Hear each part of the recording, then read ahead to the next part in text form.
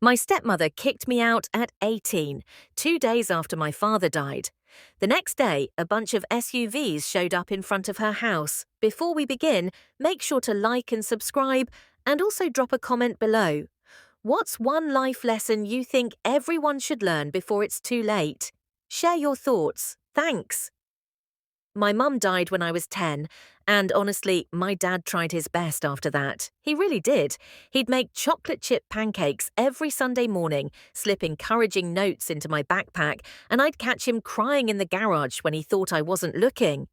Dad was shattered by losing mum, but he was still my dad, you know? That's when Linda entered our lives. I was 14 when she showed up at our front door with her bright red lipstick and those fake smiles that never quite reached her eyes when she looked at me. Dad thought she was this amazing, caring woman. And to be fair, she put on quite the performance for him, but I saw right through her act. Her kindness always came with strings attached, and somehow I never qualified for any of it. Still, I tried to be supportive. Dad deserved happiness after everything he'd been through with Mum's cancer battle. He'd earned the right to smile again. When Dad collapsed from that massive heart attack 5 years later, it felt like my entire world crumbled in an instant. No warning signs, no chance to say goodbye, just gone. I was 19, fresh out of high school, still figuring out basic adult stuff like scheduling my own doctor appointments. And suddenly, I was completely alone. I hadn't even had time to process my birthday the week before because we were planning Dad's funeral instead. The funeral service hadn't even ended when Linda started treating me like an unwelcome houseguest in my own childhood home. She moved through the house like she owned every inch of it, tossing Dad's Sports Illustrated magazines and replacing our family photos with her personal collection. I caught her one afternoon, literally scrubbing Dad's name off our mailbox with steel wool. When she noticed me watching from the window, she didn't even have the decency to look embarrassed. She just rinsed the brush in her bucket of soapy water and kept going. "Molly," she said, her voice sharp as broken glass, "you're not really family anymore, are you? Time to find your own place." I didn't argue with her. What would have been the point? So I packed everything I owned into 2 duffel bags, a few pairs of jeans, some t-shirts, my beat-up Converse sneakers, toiletries, and my acoustic guitar, the one Dad bought me for my 16th birthday.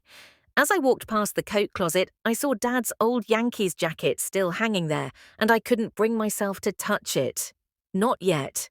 That night, I crashed on my best friend Sarah's couch in her apartment near downtown Denver. "Of course you can stay here, Molly," Sarah said without hesitation. "Mi casa es su casa, right?" She left me a fuzzy blanket and a bottle of water on the coffee table. We didn't need to talk about it. She understood what I was going through. I lay there staring at the ceiling fan, my hands pressed against my chest to keep myself from falling apart completely. The grief wasn't loud or dramatic, it was heavy, like carrying concrete blocks in my ribcage. But before I closed my eyes, I made one phone call to Dad's older sister, Aunt Rebecca. She answered on the second ring and made all the right shocked sounds as I told her everything. I can't remember exactly what I said. I was pretty much word vomiting through tears. But I remember the long silence on her end afterward. It was the kind of silence that wraps around you when someone is really listening, not just waiting for their turn to talk. Finally, she spoke up. "I'll handle this, sweetheart," she said firmly. "Are you safe at Sarah's, or do I need to come get you tonight?" "I'm okay here," I managed, "but Aunt Rebecca, I need help. I don't know what to do." "Don't worry, Molly. Go back to the house tomorrow morning to get the rest of your things. I'll meet you there." I had no idea what she meant by that, but something in her tone made me feel like maybe, just maybe, everything wasn't completely hopeless. The next morning, I drove my beat-up Honda Civic back to the house where I'd lived since birth, the one with the wobbly front porch steps and the crooked birdhouse Dad and I built together when I was 12. I remembered getting bright blue paint all over both of us that day. But when I pulled into the driveway, something was very, very different. 5 black Cadillac Escalades sat parked along the curb like we were filming some kind of FBI raid. Two men in dark suits stood by our front door. One kept checking his Apple Watch. The other stood so still I had to watch for him to blink just to make sure he was actually human. My heart started hammering against my ribs. Had Linda called some kind of security company to keep me out of my own house? I got out of my car, shoulders tense, and rang the doorbell like I was visiting strangers. The door swung open, and there was Linda, looking pale as a ghost and about as steady as a house of cards in a windstorm. "Oh, Molly, you're here," she said, her voice suddenly dripping with fake sweetness. "I was just about to call you, honey." "Honey?" I almost laughed out loud. "What's going on here?" I asked. "I just came to grab the rest of my stuff." Before Linda could answer, Aunt Rebecca appeared in the doorway behind her, wearing power heels that clicked across the hardwood floor and a charcoal business suit that probably cost more than my car. She was carrying a thick manila folder. "Perfect timing," Aunt Rebecca said, with a smile that could cut diamonds. "Come on in, both of you. My legal team is already set up in the living room." "Right, Linda?" I followed them inside, completely confused, while Linda trailed behind us, looking like she wanted to either scream or throw up. Maybe both. In the living room, two lawyers sat at our dining table. One older guy, calm as anything, reading from a stack of official-looking papers. The other one, younger, flipping through legal documents like he'd done this 1,000 times before.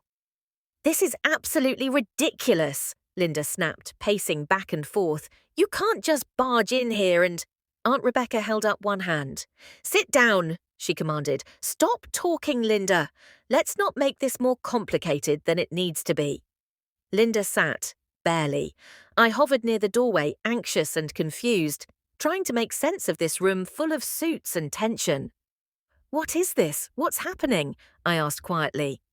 Aunt Rebecca turned to me, her expression softening, like she was looking at a scared kid instead of a 19-year-old. "Your father never put Linda on the deed, sweetheart," she said gently. "He placed this house and all the property into a trust. In your name, Molly. He set it up right after your 18th birthday," Aunt Rebecca continued. "He just didn't want Linda to know about it, but he never got the chance to explain it to you because—" Her voice caught slightly, "because he wasn't supposed to leave us so suddenly. This was something he planned to tell you much later in life, sweetie." "You mean the house is actually mine?" I whispered. I remembered my 18th birthday party last year. Dad had looked at me with such pride when I told him I was taking a gap year to figure things out. He'd smiled and said he understood, that I should take my time. I had no idea he was planning for my future, a future he somehow knew might not include him. Aunt Rebecca had only remembered the trust when Linda started making moves, and she knew she had to act fast. "That's impossible," Linda said with a harsh laugh. "Michael would never do something like that without telling me." One of the lawyers slid a folder across the table toward her. "This is a certified copy of the trust documentation, Mom," he said calmly. "You were allowed to live here temporarily under the terms of the trust, but now that the beneficiary has come of age and requested your removal, you no longer have any legal right to remain on the property." "You can't just kick me out," Linda sputtered. "You have exactly 1 hour to collect your personal belongings," the younger lawyer added. "After that, anything left behind will be considered abandoned property." I felt like I couldn't breathe. The air in the room was thick and electric with tension. The house where I'd learned to ride a bike, where Dad taught me to make his famous barbecue ribs, where I'd cried over my first heartbreak. It was mine. "This isn't over," Linda said, standing up and shaking. One of the lawyers handed her a checklist. Personal clothing and toiletries only, nothing else. A man in a black suit moved to stand by the staircase, arms crossed, watching everything. "Who are all these people, and why are there 5 Escalades outside?" I whispered to Aunt Rebecca. She barely looked up from her paperwork. "Private security," she said matter-of-factly. "My business partner owns the company. I didn't trust Linda to leave quietly." Smart move. I didn't expect Linda to go quietly either. Linda stomped upstairs, muttering under her breath like an angry teenager. Clock's ticking, Aunt Rebecca called after her. Linda took 53 minutes to come back downstairs, dragging two oversized suitcases behind her like they weighed 1,000 pounds each. Her face was red and blotchy, her mouth pressed into a tight line, but her eyes were crystal clear. No tears. She didn't have any right to cry. She paused at the front door like she had something important to say. Maybe an apology, maybe some final insult to make herself feel better about the whole situation. But she didn't say anything. She just shook her head, looked down, and walked out into the bright Colorado sunshine, like a ghost. One of the black Escalades followed her slowly down Maple Street until she disappeared around the corner.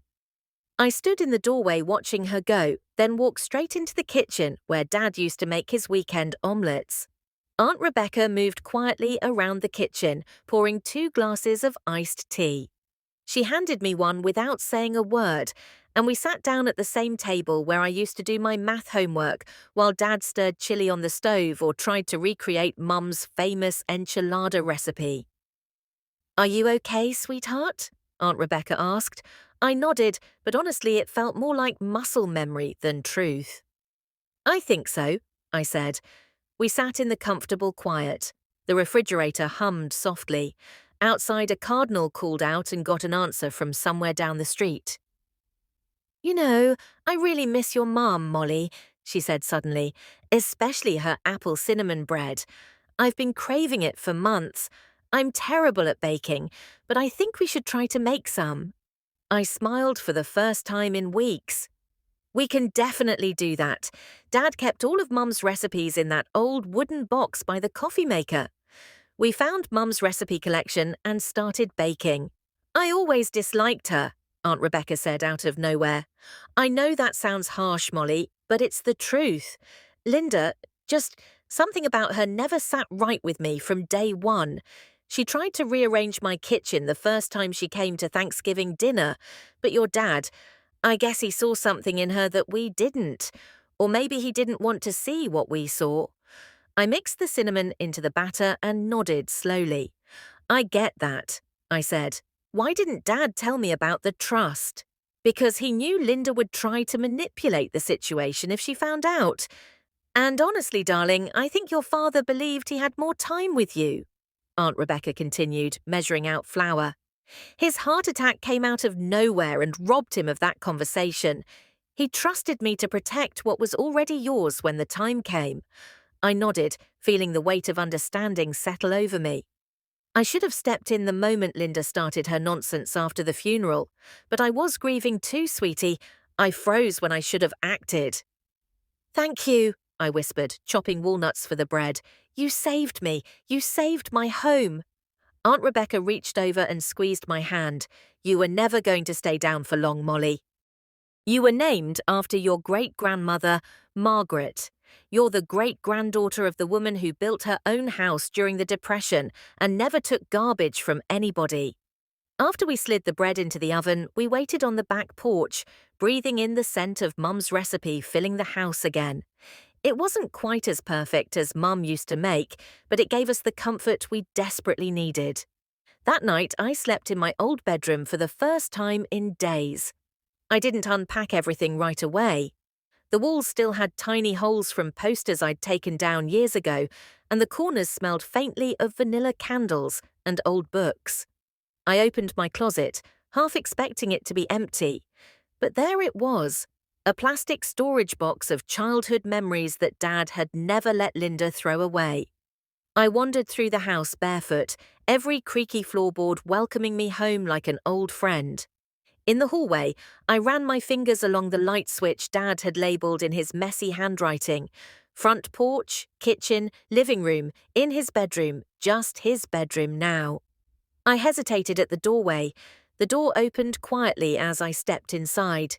His closet was still full, flannel shirts, worn hoodies, and the denim jacket he wore every autumn. I pressed my face into it without thinking. It still smelled like his cologne, like coffee, like Saturday mornings when he'd hum while making breakfast. I didn't cry, I just stood there, breathing him in. Later, I sat cross-legged on my bedroom floor with my guitar across my lap. The song I'd been writing since the funeral came back to me slowly, like muscle memory. It wasn't perfect, neither was I, but the silence in the house felt different now. 3 months later, I'm sitting on the front porch steps Dad and I never got around to fixing, drinking coffee from his favorite Denver Broncos mug, watching the sunrise paint our street golden. The house feels like home again. I kept most of Dad's things exactly where he left them: his reading glasses on the kitchen counter, his coffee-stained copy of the Denver Post still folded by his chair, even his lucky fishing hat hanging by the back door. Not because I'm stuck in the past, but because these little pieces of him make the house feel warm instead of empty. I ended up not taking that gap year after all. Turns out inheriting a house at 19 comes with responsibilities I never considered: property taxes, utility bills, maintenance costs. So I enrolled at Colorado State University for the spring semester, majoring in business administration. Dad would have gotten a kick out of that, considering he always said I had a good head for numbers. I'm working part-time at a local coffee shop downtown, and between my job and financial aid, I'm managing to keep everything afloat. It's not easy, but it's mine, and that makes all the difference. Aunt Rebecca comes by every Sunday for what we call recipe adventures. Basically us attempting to recreate Mum's cooking with varying degrees of success. Last week we tried her famous green chili mac and cheese. It was, well, let's just say we ordered pizza afterward. I heard through my neighbour Mrs. Patterson that Linda moved to Phoenix to live with her sister. Apparently she tried to contest the trust, but her lawyer told her she didn't have a case. Sometimes I wonder if she ever thinks about Dad, or if she just saw him as a means to an end. I don't hate her anymore. Honestly, I mostly feel sorry for her. She had a chance to be part of something real, and she chose to see me as competition instead of family. Sarah still comes over every Friday for movie nights. We make popcorn and watch old comedies.